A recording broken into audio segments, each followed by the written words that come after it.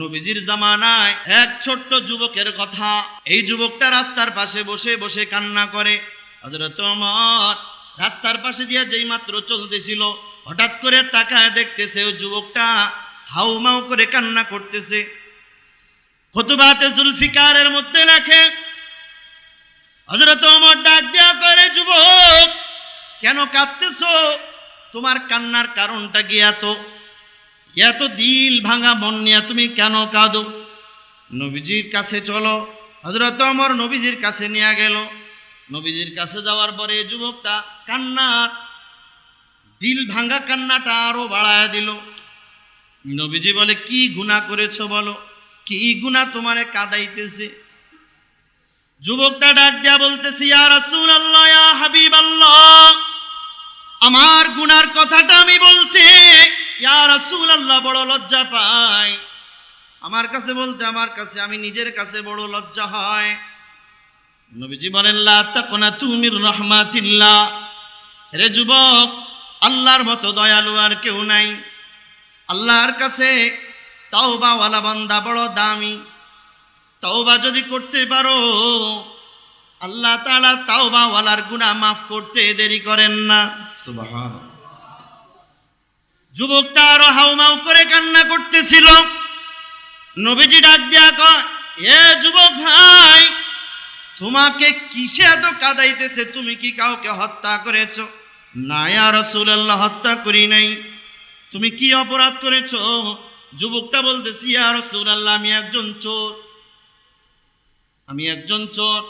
সাধারণ কোনো জিনিস আমি চুরি করি না। আমার আশপাশ গ্রামগঞ্জে যত মানুষ মারা যায়, সব মানুষ মারা যাওয়ার পরে আমি দিনের বেলা দেখে শুনে আসি কোথায় তাকে কবরস্থ করা হয়েছে। দিনের বেলা দেখে শুনে রাতের বেলায় গোরস্থানে গিয়া ওই লাশের কবরটাকে আমি পরিপূর্ণ খনন করি। খনন করে কবরের ভিতর থেকে তাজা লাশের থেকে কাফনটা চুরি করে বাজারে চৌড়া দামে বিক্রয় করি। ইয়া রাসূলুল্লাহ, নবী গো, আমি এই কাফনের কাপড় বিক্রয় করে আমার সংসার চালাই। কিন্তু নবী গো, এখানে কিন্তু কথা শেষ নয়। গতকালকের ঘটনা, মদিনার মধ্যে একজন বড় সুন্দরীর ইন্তেকাল হয়ে গেল। আমি খবর পাইয়া ওই গোরস্থানের মধ্যে দিনের বেলা দেখে শুনে আসে, রাতের বেলা চলে গেলাম কাফনটা আনার জন্য। খুতবাতে জুলফিকারের মধ্যে লেখা, আল্লামা জুলফিকার আহমদ নকশবন্দি রাহমাতুল্লাহ আলাইহি বাজান রে, এই আল্লাহর ওলির নামটা যখনই জেহানে আসে চোখের পানি ধরে রাখতে পারি না। আল্লাহর ওলির কিছুদিন আগে ইন্তেকাল হয়ে গেছে। বিশ্ববিখ্যাত একজন ওলি ছিল। ওলি, এই আল্লাহওয়ালার চেহারার দিকে তাকাইলে নবীর কথা মনে হইতো। হাদিসের মধ্যে আছে, দুনিয়াতে যদি তুমি কাহার বন্ধু বানাও, তিনটা গুণ দেখবা। এক নাম্বার গুণ দেখবা, মান যাক্কারাকুম বিল্লাহি রুয়াতুহু, যার দিকে তাকাইলে আল্লাহর কথা মনে হয় তারে বন্ধু বানাইবা। সুবহানাল্লাহ। যার দিকে তাকাইলে কার কথা মনে হয়? আরো জোরে গান। এক নাম্বার মান যাক্কারাকুম বিল্লাহি রুয়াতুহু, দুই নাম্বার ওয়াজাদা ফি ইলমিকুম মাওতিকুহু, তিন নাম্বার ওয়াজাক্কারাকুম বিল আখিরাতি আমালুহু, দুই নাম্বার ওয়াজাক্কারাকুম বিল্লাহি রুয়াতুহু, দুই নাম্বার যার কথা থেকে জ্ঞান গর্ব আলোচনা শোনা যায় তারে বন্ধু বানাও, তিন নাম্বার যার আমল দেখলে, আখলাক দেখলে আখিরাতের কথা মনে হয় তারে বন্ধু বানাও। আল্লামা জুলফিকার আহমদ নকশবন্দি এই আল্লাহর ওলির দিকে তাকাইলে বিশ্বাস করেন আমার রবের কথা মনে হইতো। সুবহানাল্লাহ।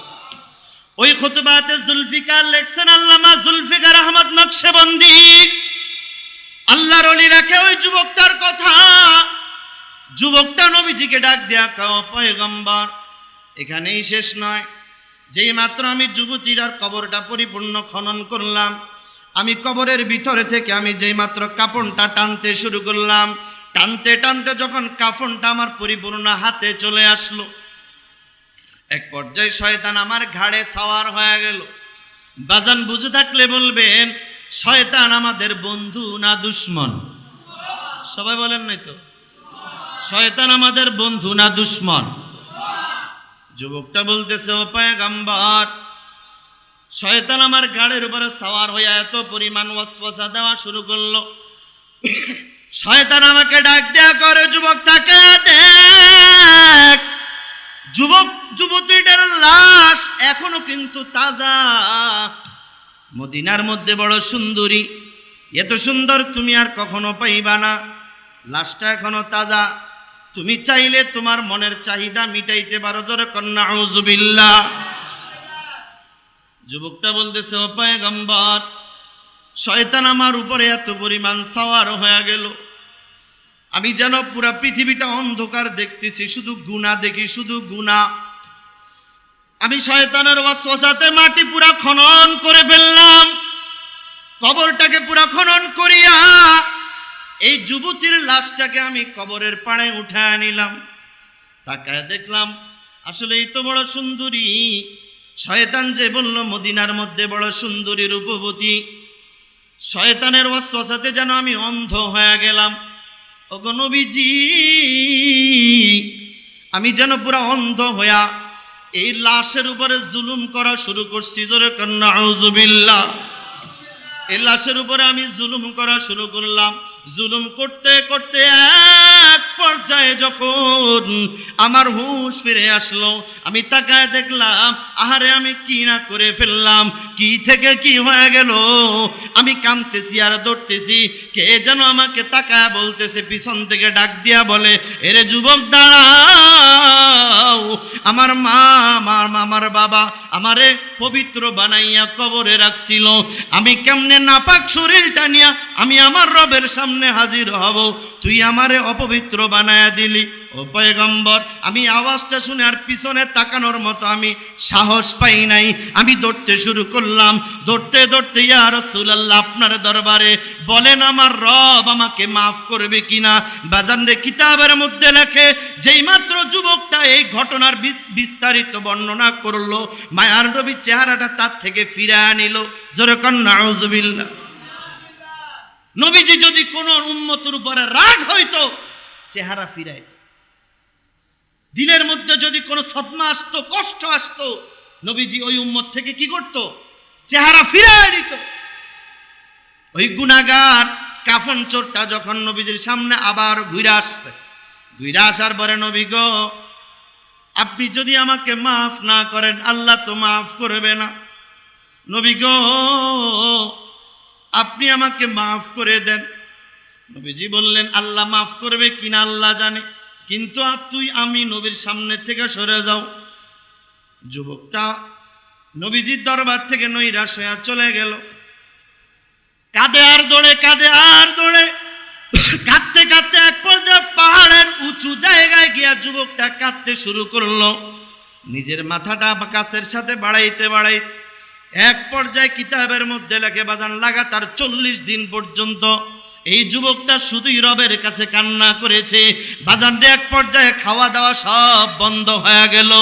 এক পর্যায়ে এই বান্দাটার গুনাহগার কাফন চোরটার শুধুমাত্র হাড্ডির উপরে চামড়াটা লাইগা আছে, আর রূহটা শুধু নিভু নিভু করে, জানি না কখন জানি ইন্তেকাল হয়ে যায়। কিতাবের মধ্যে লেখে, যেই মাত্র 40 দিন হয়ে গেল, আর এই 40 দিনের মাথায় হযরতে জিব্রাইল মায়ার নবীর সামনে এসে হাজির। সুবহানাল্লাহ। জিব্রাইল আমিন ডাক দেয়া, পয়গম্বর, আজ থেকে প্রায় 40 দিন আগে আপনার দরবারে একজন কাফন চোর জেনাকার ছিল, যে লাশের সঙ্গে জেনা করেছিল, ওই কাফন চোর জেনাকারটা কোথায়? মায়ার নবী ডাক দেয়া কয়, ওরে জিব্রাইল, আমি নবী জানি না, আমি তো তারে তাড়ায়া দিছিলাম। জিব্রাইল ডাক দেয়া কয়, ও পয়গম্বর, ইয়া ইবাদিয়াল্লাযীনা আসরাফু আলা আনফুসিহিম লা তাকুনাতু মির রাহমাতিল্লাহ। আল্লাহ তাআলা বলেন, গুনাহগার বান্দা যত গুনাহ করুক না কেন, আল্লাহ তাআলা বলেন, লা তাকুনাতু মির রাহমাতিল্লাহ, আল্লাহর রহমত থেকে যেন নৈরাশ না হয়। জিব্রাইল ডাক দেয়া কয়, পয়গম্বর, জানেননি আল্লাহ তাআলা ওই গুনাহগারের উপরে এত খুশি হয়ে গেছে 40 দিন পর্যন্ত আল্লাহ তাআলার বান্দা আল্লাহ তাআলার কাছে তওবা করেছে, ইস্তেগফার করেছে, আর তার তওবা আল্লাহর কাছে এত পরিমাণ কবুল হয়ে গেছে আল্লাহ তাআলা তার জিন্দেগীর সমস্ত গুনাহ মাফ করে দিয়েছে। জোরে কান্না আল্লাহু আকবার। বাজান বলেন তো ওই আল্লাহ এখন আছে না নাই? আরো জোরে বলেন না আছে না নাই? ওই আল্লাহ এখন মাফ করতে পারেনি, দুর্বল হয়ে গেছে। কথা কন, আল্লাহ দুর্বল হয়ে গেছে? ওই আল্লাহ আগের মতো সবল নাই? ওই আল্লাহ এখন মাফ করতে পারেনি? আমগো গুনাহগাররে আল্লাহ মাফ করতে পারেনি? কার কার বিশ্বাস হয় দুইটা হাত উঠে আল্লাহকে দেখায়া দেয়। নারে তাকবীর, নারে তাকবীর। এখন সর্বশেষ কথা বাজান, আমার আলোচনা শুরু হয়েছে বান্দার উপরে আল্লাহ কোনো জুলুম করেন না। বলা মুসিবত আসার কারণ হলো গুনাহ। বলেন কি? আর এই গুনাহগার বান্দার জন্য আল্লাহ তাআলা তাওবার একটা অফার রাখছে। আর এই অফারের সামনে রাইখা আল্লাহ তাআলা বলেন লা তাকনাতু মির রাহমাতিল্লাহ। গুনাহগার, আমি আল্লাহর রহমত থেকে নৈরাশ হইও না। আমি আল্লাহর রহমত থেকে নৈরাশ না হইয়া তাওবা করে ফিরে আসো। ফিরে আসতে দেরি, আমি আল্লাহ তোমার জিন্দেগীর গুনাহ মাফ করতে দেরি করব না।